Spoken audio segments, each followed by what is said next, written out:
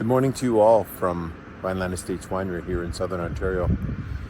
I'm overlooking our St. Urban vineyard where our Riesling is planted, and beyond that to Lake Ontario. This is a beautiful backdrop for me to be able to offer to you an apology. Last Friday we had a Zoom presentation scheduled for you to all learn about Canadian wine and to learn a little bit about Vineland Estates Winery, and that was interrupted by a service interruption from our Wi-Fi and wireless provider, where at 4:02 a.m. we had a service disruption exactly at the moment that we were hoping to be able to do a Zoom presentation for you. So to Matsuoka-san, thank you for your patience, thank you for your kindness, and I apologize to you and to Hankyu for disappointing you and disappointing your customers during that Zoom presentation. To Matsuda-san, thank you for stepping in and stepping up and being able to do the presentation on my behalf and do it so well. Again, that was terribly embarrassing for me, terribly embarrassing for everyone, but I do hope that that you accept our apology, and that over the next few moments or few minutes you're going to learn a little bit about Vineland Estates, and I hope that that in some way, shape or form offers you again the apology and some insight into what we do here at Vineland Estates Winery. So I'll begin our tour with our crush pad. Now our crush pad is designed to accept both white and red grapes. Harvest is over now, and all of our grapes have been received. We started harvesting around September 15th or so, where some of the early white grape varieties came in, and near the end we were accepting all of the Bordeaux red grape varieties. With white grapes, the grapes go directly into this press that you see here, where the grapes are gently squeezed and the juice is removed from the berries themselves and placed into stainless steel tanks for a period of time where gravity will allow the juice to settle its solids, and we will then pump the clear juice into another tank room and begin fermentation. In the case of red grapes, those grapes go through an optical sorter, which I'll show you in a little while. You also saw the video of that on Friday. But once the grapes have been selected, they are then put into these tanks where they ferment over a period of 14 to 21 days, extracting all of the color and all of the tannins from the skins and the seeds. Ultimately, those juice, the skins and the seeds, will be removed from those tanks, placed into this press that you see Phil doing his work in, and you can begin to see here the red wine separated from the skins. So as I briefly described, when red grapes are accepted here in our crush pad, they go through a very special process where this particular unit is the entry point for the grapes to enter the optical sorter. The optical sorter is currently in another room as harvest has finished up.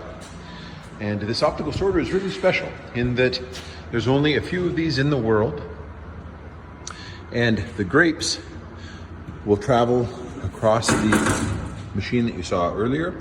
They will go onto this blue belt.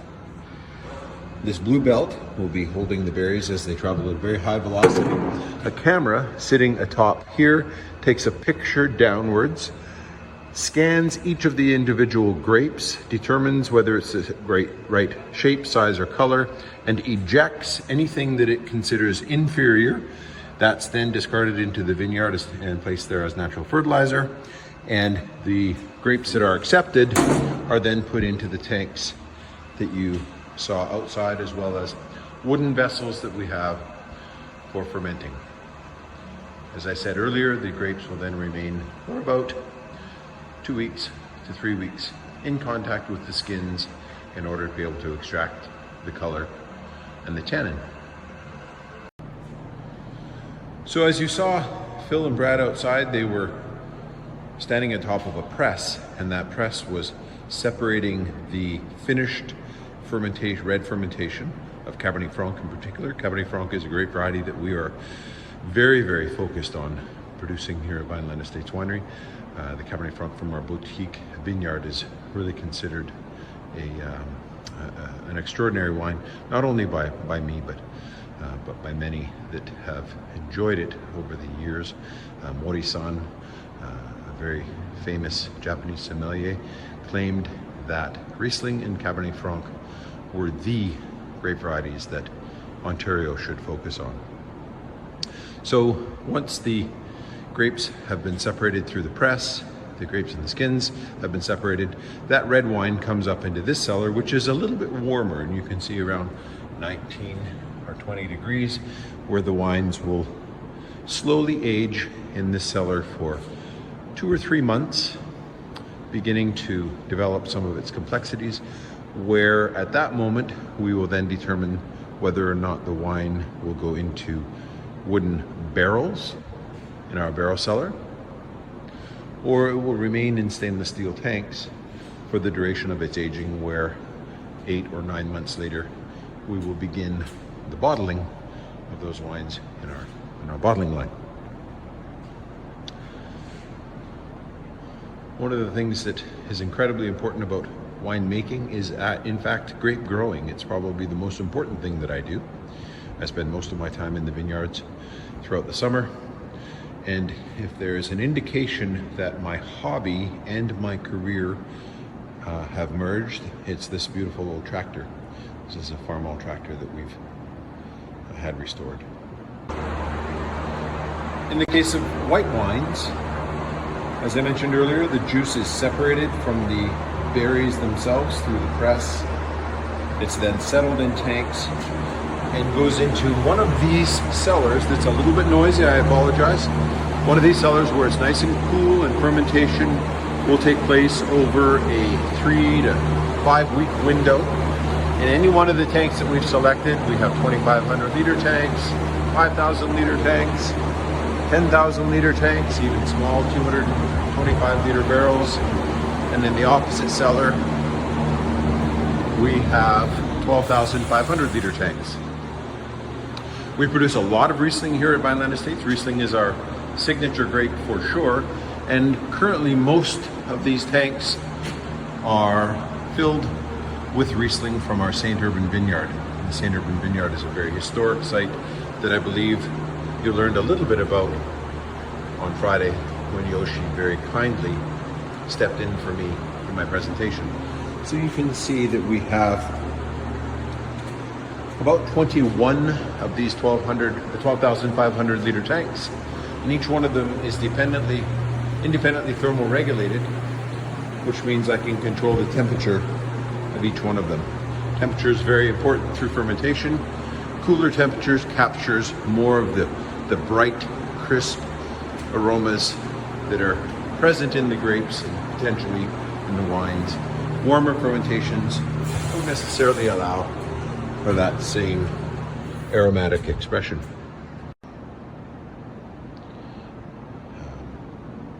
So this is a Farmall tractor from 1949 that I've had restored. And again, it's a hobby that I have, an indication that my career and my hobbies have become one. I'm going to take you into the barrel cellar now, where you'll be able to see approximately 280 wooden barrels that house our 2020 vintage of wine. 2020 was an extraordinary year, but the quality was very high. And the wines from the 2020 vintage will remain in these barrels for another 6 months or so before we remove the wine from the barrels and bottle those reserve wines that we have resting in these barrels. We also have 600 liter barrels. These are for larger format aging of wines, where it slows the aging process. And I know that Yoshi was able to translate for you very quickly some very interesting things that we do here. These wines, these tanks, these small little 500 liter tanks, are actually clay amphora.